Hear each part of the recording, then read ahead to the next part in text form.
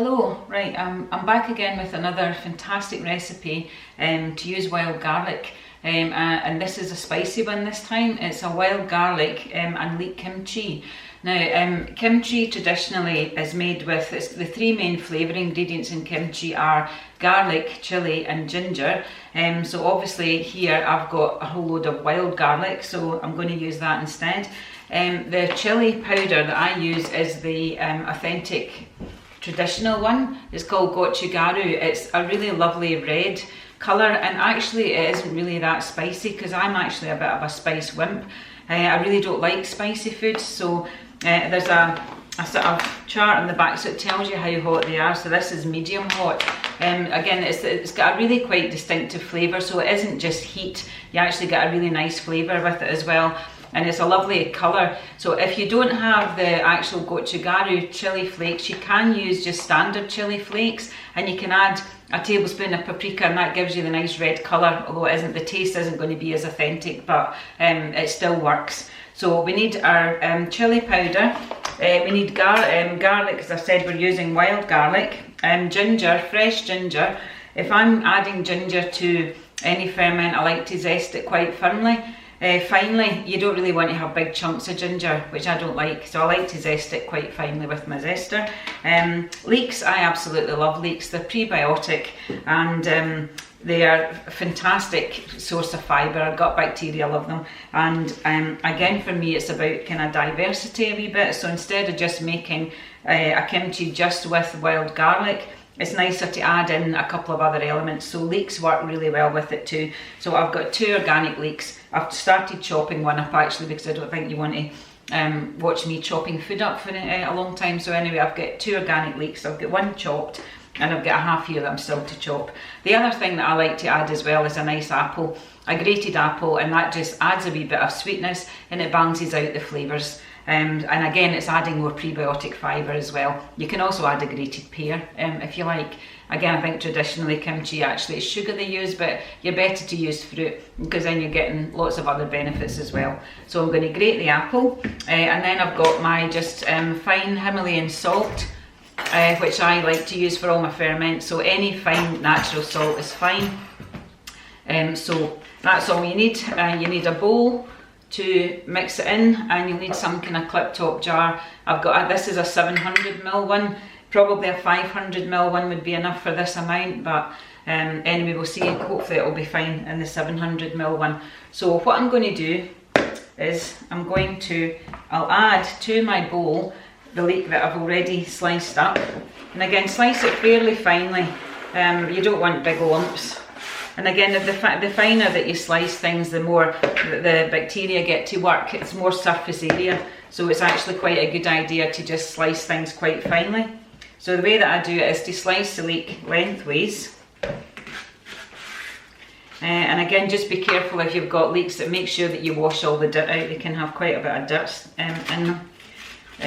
So you don't want to be eating dirt. Right, and I'll just slice these.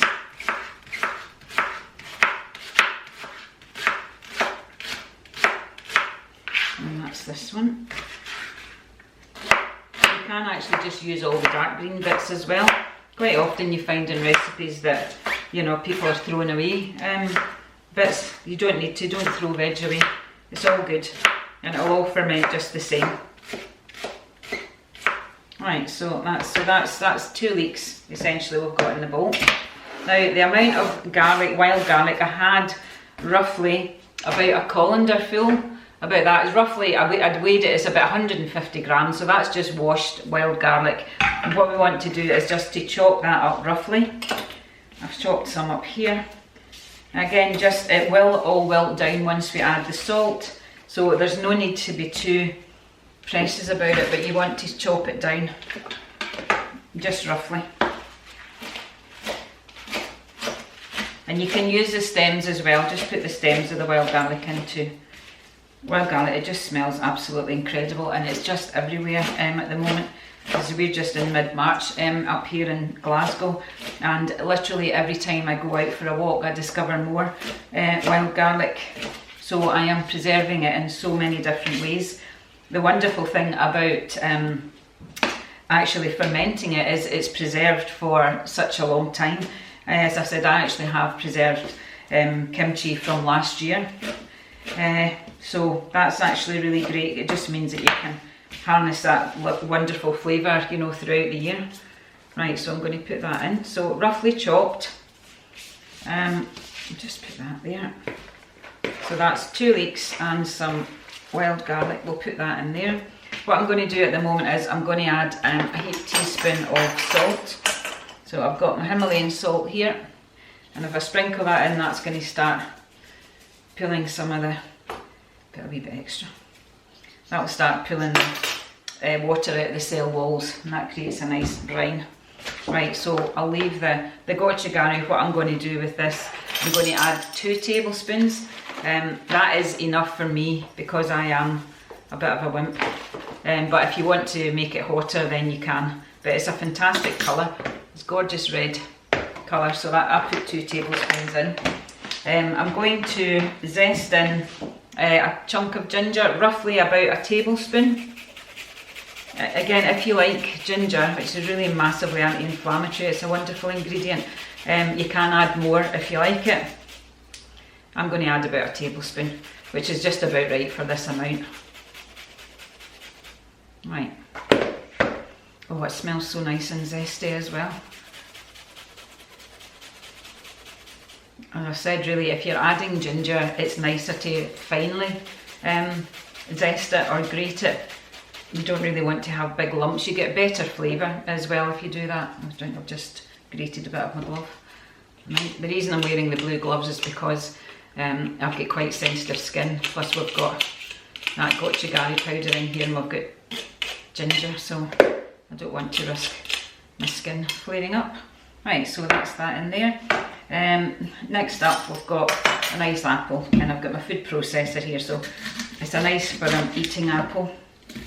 And I'm just going to leave the skin on, and we'll just grate it with the skin, because again the skin has got valuable fibre. So as I said, really you can use a nice apple, or a pear works as well, just to give it a wee bit of sweetness. And that's what it's about. If you can add sweetness in a natural way and also add fibre and polyphenols and all sorts of other stuff, then that's the best idea. I'm just going to grate this.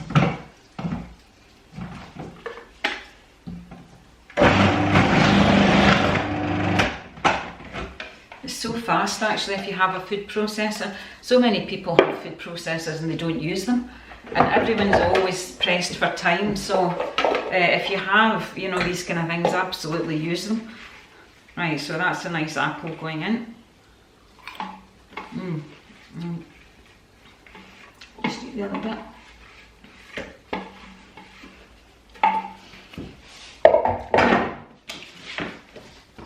Put that over there. Right, now all I need to do is to just start massaging it all. What the salt does, the salt starts to pull the water out from the cell walls, and it creates a wee bit of a brine. Traditionally actually kimchi, what they do is they make a paste with the chilli, ginger and garlic. I actually just find it easier just to put everything in a bowl and just mix it in. So again, you can make kimchi with lots of different veg. Traditionally it's actually the Napa cabbage or Chinese leaves. It's usually got daikon, radish, carrots, shrimp. Actually a lot of the traditional kimchi has some kind of fish sauce in it. Obviously I don't really do fish, so everything, all my ferments are vegan. People do think, you know, that it's funny, why would you say that kimchi was vegan, but an awful lot of them, they do actually use like baby shrimp and things in them, and that really doesn't smell nice. Sometimes things as they ferment really don't smell great, but to be honest it is worth it putting up with the smell, because the flavour and the health benefits are just so incredible. So if you just give it a good mash up. I do find people that are massage therapists are great at this because they usually get lots of brine. Eventually what happens is you start to get, when you lift it up, you'll get brine pulling out of it. You You can see it's starting to drip a wee bit now. Yeah, you can see it's starting to, the brine's starting to drip out. Oh, it smells very nice. It's all zesty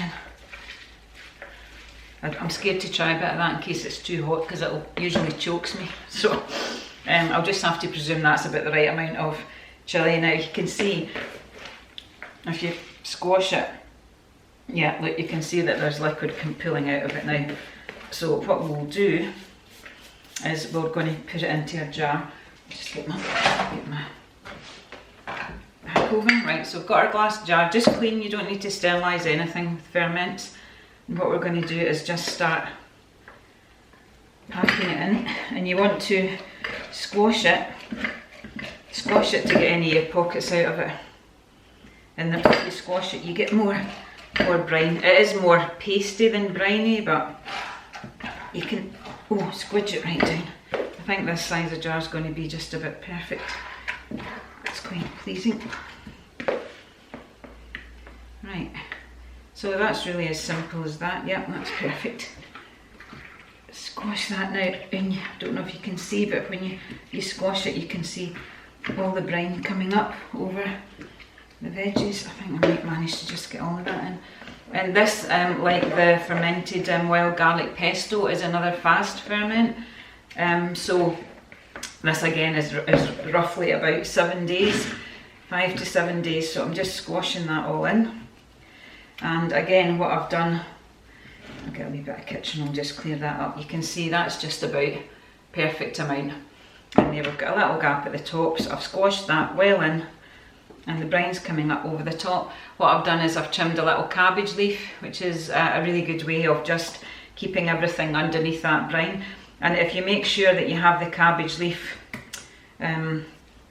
sitting that way, not that way, so that it squashes everything down and everything stays underneath that paste. That is absolutely perfect. I'll just push that in. And I've got a little glass fermenting weight. You don't really need them, but if you have one, you can put that in, and that's just an additional way to weight it all down. Then what you do is you just clip your jar shut, and there you have it. Leek and wild garlic kimchi. That will be absolutely delicious in approximately 7 days. If you're lucky enough to live somewhere that's warm, then probably after about 5 days it would be fine. And after that time, just try it. And if it tastes sort of fermented enough, it's got a little fermented tang, and you like the flavour of it, then you can just transfer it to the fridge. What I tend to do is I like to reuse my clip top jars, so I would tend to decant it into smaller jars to store it in the fridge. But that is absolutely delicious, so I hope you give that a go. There's still plenty of wild garlic around, so there's certainly in Scotland anyway, so we'll probably get at least another 4 to 6 weeks. So I'll be on sharing a few other recipes, but that is absolutely delicious. If you like spicy food, you will absolutely love that.